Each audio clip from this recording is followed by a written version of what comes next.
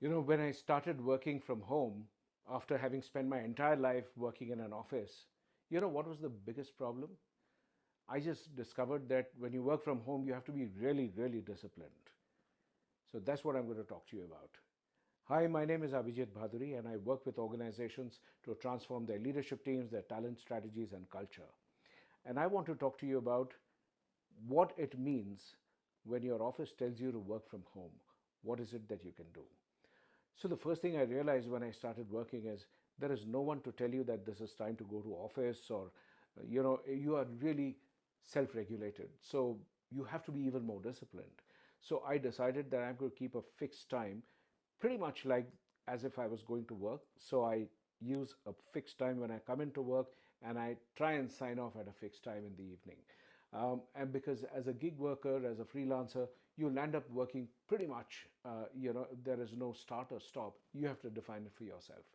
The second thing that I think organizations, what they are now doing is, a lot of organizations are saying that, don't come into office, and we'll reimburse you for all the equipment that you are buying. But then what it also means is this is a great time to invest in that equipment, because it opens up the possibilities of remote working, and it creates many more things that you can do at home. For example, I also build in time for me to take online classes, or watch a film if I want to take a break.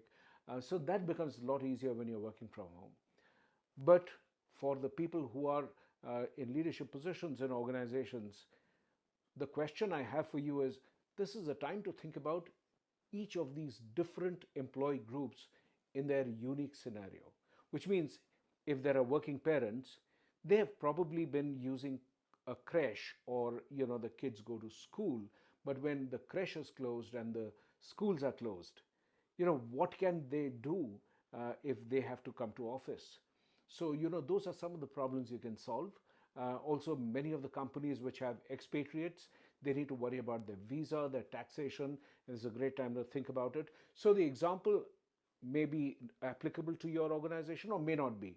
But what I want to suggest is this is a good time to think about, just as much as your business is going to think about business continuity process, the BCP. I also think that you should think about people continuity process, or PCP. Yeah, that would be a good thing to do. Think about how your data can be safe. Think about what are the ways in which people are unable to work, the difficulty. This is a great time to build a prototype. What if you were to have a virtual office with nobody needing to come into a physical workplace? This is a great time to think of that possibility. It's nature which has said, wow, here is a way that you can think about it again. So till the next time, stay safe.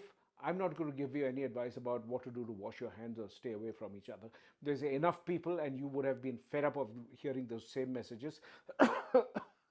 Yeah, and so I'm going to just say, take care, be safe. Talk to you again.